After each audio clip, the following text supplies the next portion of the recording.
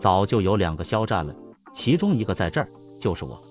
2月初，重庆仙女山景区拍戏中途，肖战一边吃饭一边说：“还有另一个肖战，加引号的肖战，但他可能已经不是我了。我们都为他工作，包括我自己。”肖战放下筷子，张开2手，手心相对，像是在比划一个无形的小箱子。跟以前一样，跟大部分人一样，真没有什么特别，只想把这个工作干好，根本没想那么多，不知道还能做什么，就是一个人待着。在关于肖战的叙述当中，无论肖战本人还是他身边的工作人员，时不时的面对悬浮在空中的一个问题，他们只能以这些句子作解。对于一位明星，大部分人的心态可能是矛盾的。一方面，人们习惯了贴着标签的世界，依靠几个词语就想概括一个陌生人，不愿费力。另一方面，探究真实的冲动又时时吸引我们去质疑标签，寻找更熟悉的情感和人性。在肖战这里，这个矛盾尤其突出，他的标签少之又少，没人能找出最准确的那几个。与此同时，越是接近他的人，越是发现他的人生正是我们最熟悉的那一种，正因为太过熟悉，反而又怀疑他不是真的。这矛盾像个裂缝，肖战就在这个裂缝里做着自己该做的每一件事。小时候，通常是过年前，为了祭祖，肖战要去爬一座山。那时他觉得重庆真太大了，山那么远，为了爬山要走那么漫长的路。早晨才睡醒，跟着大人先从家里出发，坐公交车到枢纽站，转车从重庆的南区到了江北，跨过江水，才来到山的入口处。那是90年代，那条山路当时还是泥路，是不知道多少年前的村里人靠脚走出来的。路边是野草，路窄，不到1米宽，车子开不上去。肖战记得记忆中脚下的山路时隐时现，一会儿清晰，一会儿模糊，赶上雨天，路上很滑，小孩子们跑在前面，小孩总是冲在最前面，大人总是跟在后头喊：错了，错了，不是那边，是这边。没有坐标，没有导航，肖战和家人只能凭借着记忆去寻找那座山路边的祖宅。那是一座棕黑色的木房子，房子可能有100年了，曾经住着肖战奶奶的父辈或者奶奶的祖辈，当然现在早已经没有人住。肖战在老房子里走，他记得1层是2个卧室，2楼也是一个小卧室，1楼通向2楼，有一座木梯，一座老的灶台，烧的是柴火。整座房子都是木质结构，房屋外面是一个小院子，里面好像还有一棵石榴树。这是大家庭里一趟必不可少的行程。到了山上，活动不少，肖战和哥哥姐姐采野葱、拔萝卜、挖野菜，也一起试着生火做饭。玩累了，有时他也试着自己待一会儿。他看见大山后面还有小山，于是离开家人，往那些小山丘上爬，开始一场小孩的探险。到了山丘背后，四下无人，他一个人静静待在那里，看着青黑色的远山。家人们往往会在山上待1天，直到傍晚才下山。小孩子是不会害怕的。现在他回想当时的自己，只有长大了的人才会。看着朦胧的远山，他真想走过去。小孩最不缺的就是勇气，那时他觉得再难的路，手脚并用也能爬上去。但后来慢慢年龄大了，升到中学，到了大学，再来这座山，他反而不敢像小时候那样大胆随意地攀爬了。最近一次去这座山是几年前了，如今已经新修了路，高速公路能直接通到山下。肖战和家人开车来到山脚，但山还是要双腿去爬。他们走向那条多年来一遍一遍走过的路。小时候，肖战觉得大人的腿长，走起来那么快，但现在他在重庆待得越来越少，发现父母上了年纪，走着走着就走不动了。他和哥哥姐姐拎着行李，一步一步，记忆里那漫长到令人疲劳的旅程，要经过那么多地方，比如一片竹林，一片坟包，标志着一段又一段里程。这次却好像缩短了，不知不觉没走2步就到了那座老宅门口。一路上回头看，小时候的大片竹林现在看着只是一小堆，原来觉得恐怖成群的坟包，现在好像只有3、2座。还有那些小山丘，小时候爬上去要花那么久，现在似乎只需要轻轻抬脚，一步就能登上去。至于那些记忆里陡峭的山脊，现在好像坡度也都下降了，泥路没了，黑色的柏油盘山公路在阳光下闪闪发光。山上还建了度假村、农家乐，还有不少的观景台。山曾经那么远，那么高，肖战现在想，但随着时间过去，山不再远，也没有那么高了。当时他只是个普通的重庆小孩，现在很多人都知道肖战。不过没变的是，这座山还是没有名字。现在肖战还是会梦见小时候住过的地方，那片当时意味着整个世界的厂区。厂区好像属于某个汽车零部件生产公司，1小区、2小区、3小区、4小区、5小区，他都忘了自己具体住在哪个小区了。厂区的房子都很像，7、8层楼高，一床床，在记忆中是灰扑扑一片。厂区里有很多同龄的玩伴，写完作业，跟全国其他地方一样，孩子们就会跑下楼，叫声此起彼伏，回荡在半空里。某某某快点下来，某某已经下来了。玩到8、9点钟，妈妈们又会在窗户上伸出头，在夜色里遥遥往下喊：某某某回家了，某某睡觉了。踢球、捉迷藏，躲在草堆或是转角一些黑暗的犄角旮旯。厂区里最可怕的地方是一条废弃的下水道，洞口很大，人那么高，里面黑黢黢的，什么也看不见，偶尔有蝙蝠飞出来。胆大的孩子点燃一根火柴就往里面走。肖战从没进去过，洞里太黑了，他远远看着他们。摔伤是家常便饭，孩子跑着跑着就会摔在地上，肖战也是，他的膝盖上留下了不少的疤。现在看着那些孩童时的伤疤，他反而觉得那可能才是更真实的生活，现在更像是虚假的、虚幻的。那时候没有手机，也没有互联网，当时的生活好像每个瞬间都还在这，像拍下了照片，停在记忆里，留在心里。肖战现在还记得，父母有时候不让他下楼，担心他玩得太野，他一个人待在房间，趴在窗户上往下望。他现在还能想起当时眼前的所见，邻居家的阳台，阳台上的花盆，晾的衣服，楼下的花园，花园里的小径，他都记得清清楚楚。小学读到3、4年级，他叠飞机，把纸飞机从5楼往下扔，一只飞机飞得很远，一直飞到了隔壁楼的阳台。他还经常梦到在厂区里奔跑，在那些作为小孩奔跑过的地方。在这些梦里，肖战不像是离开过这里再回来，他记得梦里的心情，自己还是住在这里，现在只是玩累了，爬楼回家，想去卧室睡一觉。那时肖战的家在5层，上楼梯时楼道老化，很多灯已经不亮了。每次走到第3层，出于对黑暗的恐惧，他都要深吸一口气，砰砰砰地冲上4层，到4层就有灯光了。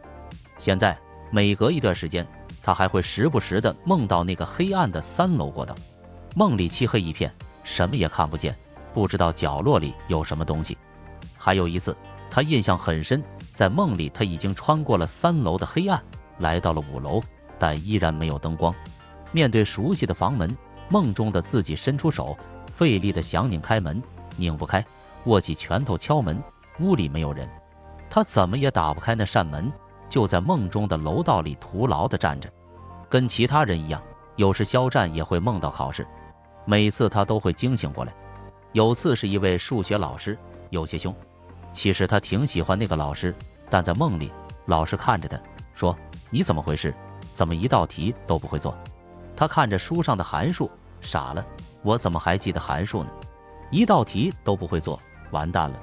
厂区就是整个世界，它几乎广阔无边。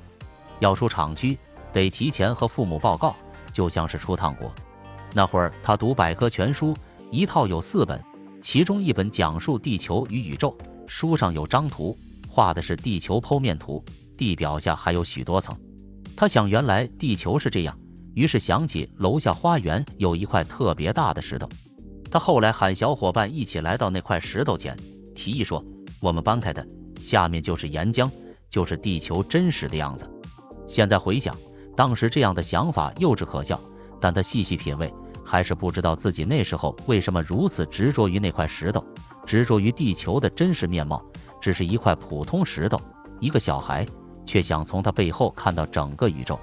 肖战记忆中的重庆很老又很新。电影院里，他记得90年代父母带着他看《黄河绝恋》《宝莲灯》和《狂蟒之灾》。去解放碑时要挤公交车，真的很难挤上去，大概每个人都想占座吧。他不记得具体是几路车了，可能是3开头。上车后，人们会因为座位吵架，有时还会打架。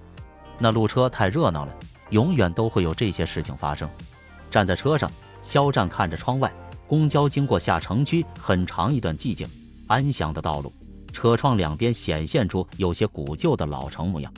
但是过了长江大桥，一下子他就进入了一个开朗现代的摩登都市。已经是上城区了，那时候重庆已经开始建起高楼。至于下城区，原来靠江的地方最多的就是那些老房子，现在早就拆掉了大部分。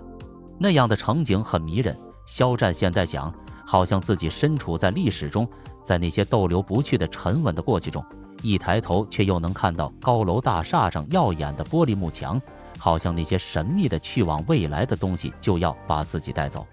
还有渝中区的大田湾体育场，甲 A 时代，重庆的主场那时可是火遍全国。父亲带他去看球，重庆力帆1997年、1998年、1999年、2000年，重庆队最好的那几年，体育场常常真就坐满了几万人，大家齐声高喊重庆雄起。肖战那时小，看不懂，望着满场的密密麻麻的人头，只是觉得热闹。那还是读报纸的时代。小时候，肖战家里一直订《重庆商报》，他喜欢看报纸，那么多页数，他几乎都会翻完。后来又过了几年，长大了，地铁轻轨上还有免费的《重庆晨报》，他也习惯性的取来一份。一般是先看社会新闻，从头到尾看一遍，有时候报纸看完了，地铁还没到站，他就翻到头版，从头往后再看一遍。那也是交笔友的时代。学校里，老师鼓励学生交笔友，也许是为了锻炼写作文的能力，他也交上了一个，相互通信，聊天气、阳光、重庆的雨。不过通信就2回。不过他还记得那种等待自己信件的状态。写出信才隔了1周，他就来到学校的传达室，查看班级的信箱，手往上一掰，打开铁盒，从那厚厚的一叠信封中寻找写着肖战2个字的来信。时间按照某种流水般的秩序往前，初中、高中、大学，考大学，填报艺术类志愿，他的分数超过了重庆分数线，也可以去参加全国其他学校的校考。老师问肖战，你确定要选重庆吗？要不要出去试一下，比如去北京或是浙江，去国美看看？他说不要。肖战很明确，重庆挺好，他太喜欢重庆了。如果不是做演员，不用去那么多地方，他也许就一直待在这里。不过他现在也想，一切也都是未知，如果有一个平行世界，他可能也早就不在重庆了。不是刻意要走，也不是刻意要留，只是他没有明确的目的地，不是非得去哪里。现在他已经忘了那条上班的路叫什么名字了。朋友介绍，他投了简历，面试通过。那家设计公司在重庆一个产业园区，他也记不起来是2楼还是3楼了。走进去，一排一排工位，公司不大，10个人左右。早上9点上班，晚上6点下班，打卡2次。他从家里出门，坐公交，过一个桥，有座位的时候就坐，没有就站着，有时候堵，有时候不堵。上班开会，他溜边坐，跟大部分人一样吧，他要坐在离老板最远的位置。工作主要是作图和画图，他们戴着耳机听着歌画图。办公室整个氛围比较昏暗，暗暗的工业风，空调在室内发出闷响。赶上阴雨天，屋里就更暗了。他不抽烟，靠近坐在工位上抽烟的同事，偶尔空气有点烟雾，他也觉得无所谓。有时候如果客户要的东西急，他们还得熬通宵加班。早上出来头有点沉，肖战走到附近便利店，随便买些什么小吃。下班的时候如果正赶着下了雨，那就有点烦心。肖战要走一个上坡去坐公交，雨水沿着马路往下流，他迎着走上去，相当于逆流而上，没几步鞋子就全湿了。本来就累，全身又被水淋得黏糊糊的，现在鞋里又钻进了水。他烦躁地站在那里等公交。下班人多，第一班车可能上不去，那就继续站着，再等下一班。工资发了，他交一部分给父母，自己留一点。他不抽烟，不喝酒，最多跟朋友去 KTV， 很少逛商场。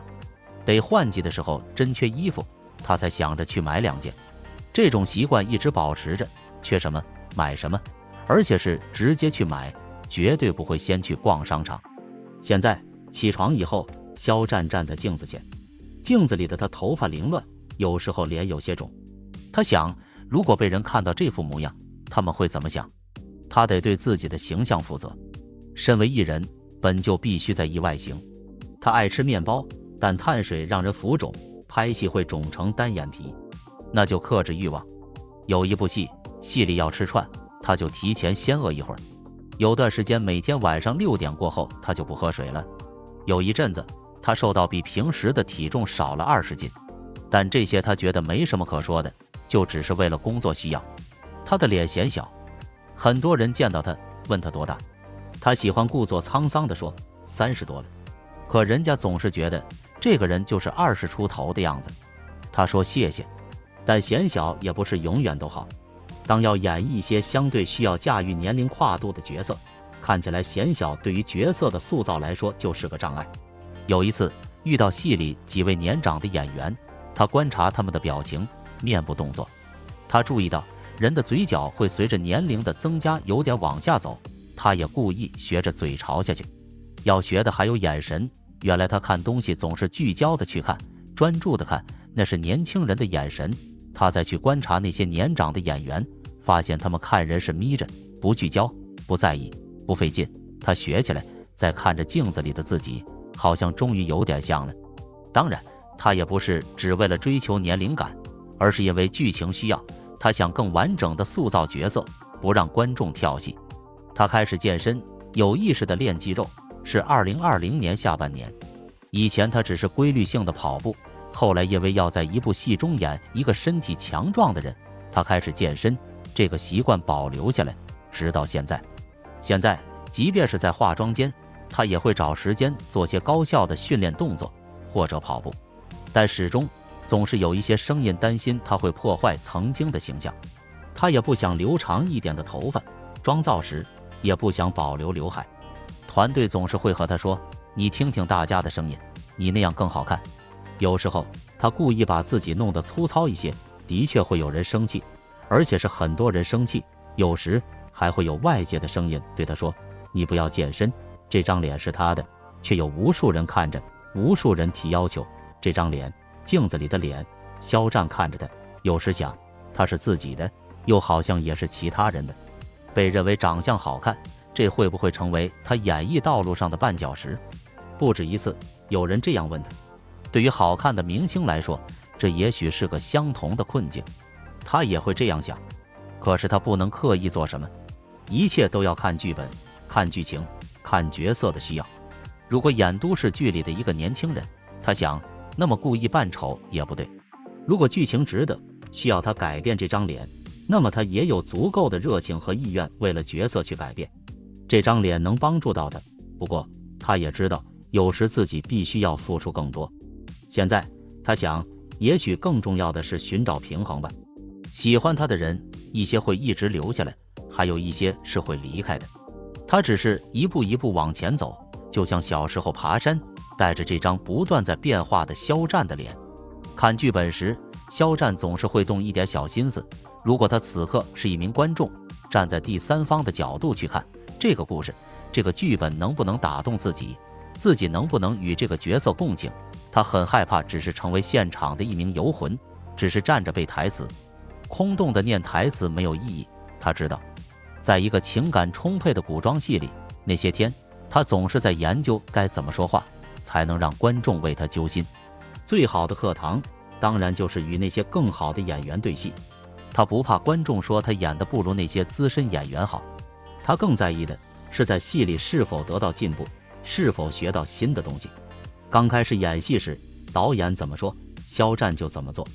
但其实直到现在，他也还是不懂镜头里自己哪个表情或哪个动作是好的，他真的不清楚标准到底在哪里，也没有人与他谈论过这类问题，究竟什么样的脸才是对的？所谓的演员脸、电影脸、模特脸、偶像脸，这些神秘莫测的词语，它们的区别到底在哪里？他判断的标准很简单，就是只看画面本身，看画面中的那张脸能否打动自己。现在每到一个新的剧组，肖战都会做梦，他经常梦到导演找他说一场戏该怎么演，可是我连台词都记不住啊。梦里他这样惊慌失措地想，然后突然惊醒过来，他睡不着了，下床来到桌前，拿着笔在剧本上标记，寻找那些不合理的地方，再继续背台词。有一个舒缓压力的方式是跑步，现在跑步没有以前那么方便了，现在总有人跟着。2016年刚刚出道，住在月亮河，为了上镜，他总是沿着旁边的小河跑步。后来有部剧去了浙江象山，每天晚上只要没有夜戏，他都会去跑步。夏天很热，那时的象山空旷悠远，有一些广袤无际的农田，不像他几年后再去象山，完全变成了一幅繁华的景象。农村有麦田，有稻田，特别漂亮。天黑以后，他沿着田野边缘的水泥马路跑步，马路上时常有大汽车驶来，为了安全，他会把手机闪光灯打开，让来往的车辆能看到灯，注意到人。有时他独自跑，有时和其他演员一起跑，跑一会儿身上就会湿透，但很舒服，又热又凉快。有时跑着跑着，天上还会下起雨来。肖战此时就是肖战，他觉得这种时候自己是完全属于自己的。从出道开始，从演第一部戏到现在，肖战的每一个角色都不是重复的。每一次接到新的剧本，他也好，团队也好，总是会问：真的要接这个角色吗？的确要拍这部戏吗？他们反复筛选，反复斟酌，希望每个角色都有新的进步，每一个角色也都与肖战不同。他自己怎么看呢？好像没有一个简单的答案。拍戏、拍广告、一些公开活动，除此以外，肖战大部分时候都是一个人待着。在片场，像蝙蝠钻回洞穴，他钻进酒店房间，能不出来就不出来。平常他待在家里，当然除了工作时去接送他的司机，也没几个人知道他住在哪里。这项习惯更像本能，他估计换成别的工作，自己也不会喜欢坐在咖啡馆或者酒吧。以前他就不去人多的地方，现在的工作出奇的适配的，结束了工作就可以一个人待着，自己看剧，自己打游戏，做俯卧撑，自己想事情。很多问题就是一个人待着的时候想明白的，当然还有那些想不明白的。